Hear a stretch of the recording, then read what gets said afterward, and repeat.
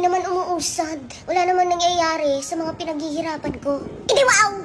Ganito kasi yun, Mars. Eh bakit ka ba dyan napipressure? Hindi naman kontesan to para makipaghabulan ka.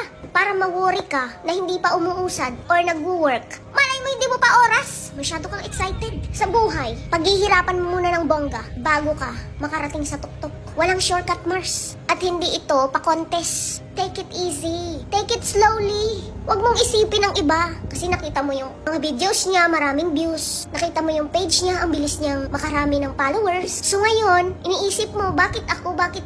Ganito, ganyan. Kasi nga, pinagkukumpara mo yung sarili mo sa iba. Just be happy for them kung mabilis silang naka-reach ng 100,000 followers, million followers, because nakatanda na sa kanila yun. Baka ikaw na yung susunod. Kaya be grateful, be thankful, para mas lalo kang paulanan ng biyaya. Malay mo bukas, ikaw na pala yung susunod. We never know. Kaya stop comparing yourself to others kasi hindi siya nakakatulong. Nakaka-stress. Pag ba ikaw ay tumigil, may mangyayari ba? Wala. Kapag ba ikaw ay tumigil, dadami ang followers mo?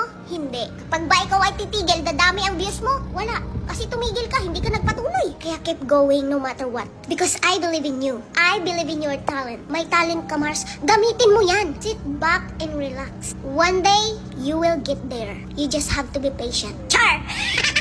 Wala ka sa buhay niyo, mga dipong.